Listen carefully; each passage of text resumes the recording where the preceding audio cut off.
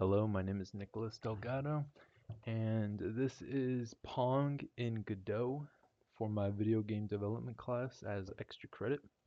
So first, I'll show you the 2D landscape. Let's see, we have like a little dotted pattern in the middle. You can see right here, it's a sprite 2D. Straight down the middle, obviously indicating half the screen. You can see we got our, ooh, don't want to do that.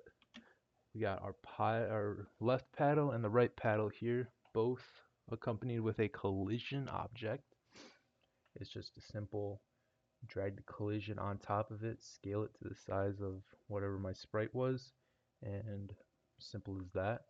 And then you can see on the outside here, we have defined left wall and then a right wall as well, accompanied with a ceiling and a floor.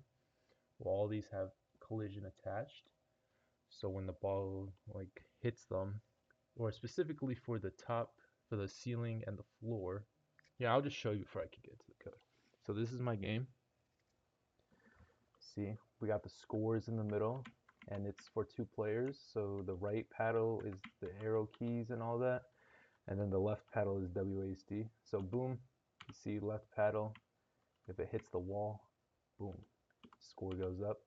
I'll show you the reflections. Let's see. You can see the ball bouncing and all that. Let me show the top one as well. Come on.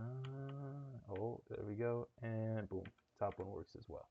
So we got, collision physics, all that working for all platforms, properly going. No errors or none of that.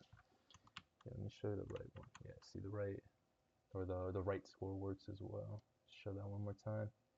And that's pretty much that. So for the actual code, if we go into our scripts, we can see I have a lot of it. So this is the ball. We set the default speed, starting position.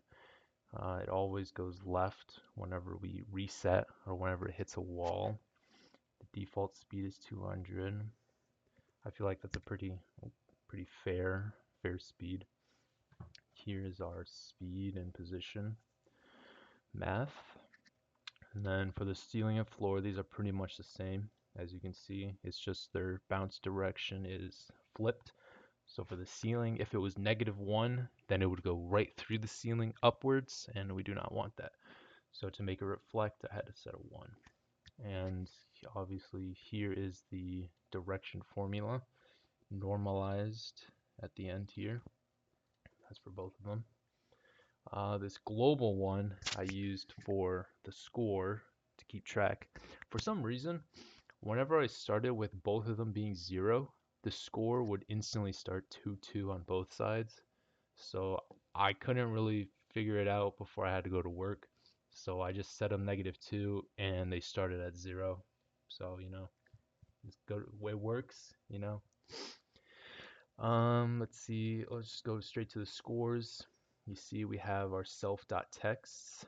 That's for our little labels, which you saw on screen for keeping the scores. Both of them are pretty much the same. If the ball hits, or if something enters the left wall, then the right score goes up.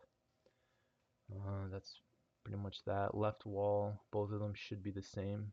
Yeah, exact same. It's just if the ball enters it, it resets. And then the paddles, which are pretty much the same. I think it's just these ball directions are swapped, but here's all the math for that.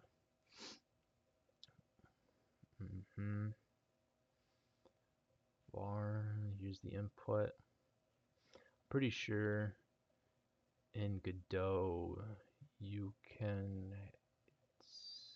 let me see, it's been a while since I've been in here. Yeah, here we go. You can just, assign the keys in the info map. I guess, oh, duh. Yeah, you see right platform is up and down. So there's no left, right, no type of movement. So it's solely just input locked to the up or down keys on both sides of the keyboard. And that's pretty much it, pretty sure. Yeah, you see here, this is the only real difference on them, just they're flipped so that the ball direction doesn't go through the paddle, it instead reflects off of it. But that should be it for my Pong extra credit. So thank you for watching. And in the description is the GitHub repository to see the actual code. Thank you.